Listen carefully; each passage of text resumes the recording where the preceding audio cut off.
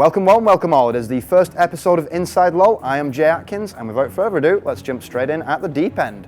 So with the recent announcement of the Staples Center being the host venue for the Season 3 World Finals, it remains to be seen whether they can fill it with 21,000 people.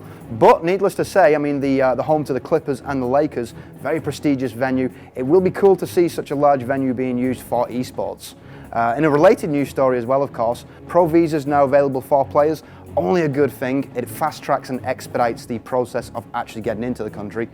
Still remains to be seen whether we will see the issues that we did see at the Season 2 World Finals.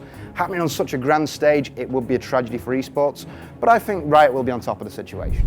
Next item up for discussion is the recent switch in casters for the LCS. We do see Riot and Quickshot changing positions, of course, going North America and Europe. I think it's just Riot changing it up a little bit. They are trying to keep the format fresh. It makes perfect sense. You do want different personalities, different dynamics in there.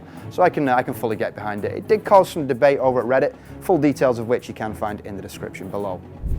So, week 5 of the League Championship Series, we have seen some interesting results to say the least. Fnatic beating them 1-0. Obviously the changes with Yellow Star and the removal of N-Rated started to pay dividends for them. They did pick up a 1-0 victory, which for my money was the most notable victory.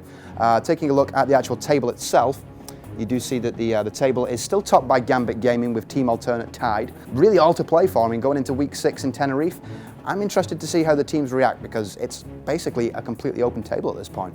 Now, taking a quick peek at the North American results, and what we are going to see is Cloud9 still dominant atop of that table, 9 points ahead of Vulcan Tech Bargains, of course. Can they be touched? Remains to be seen. Still all to play for in North America as well. So, over to England now. There was a big controversy with TCM Gaming. Feliox, one of the players from TCM Gaming, went out of his way to actually help Copenhagen Wolves in the game against Eternity. The way it unfolded was they had a pause, and during that pause he stepped up to the plate, gave away a lot of positions, a lot of key positions.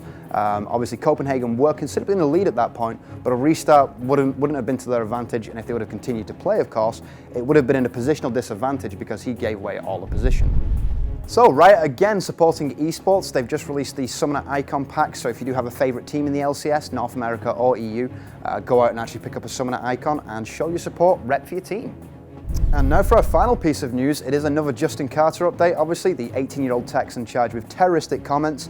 He has recently made bail after an anonymous $500,000 donation, so he's now out of pokey. He was interviewed by CNN recently. Some fairly standard comments, he was very guarded, he had his lawyer with him. They do seem to believe that if it does go to trial, it will be dismissed, and rightfully so.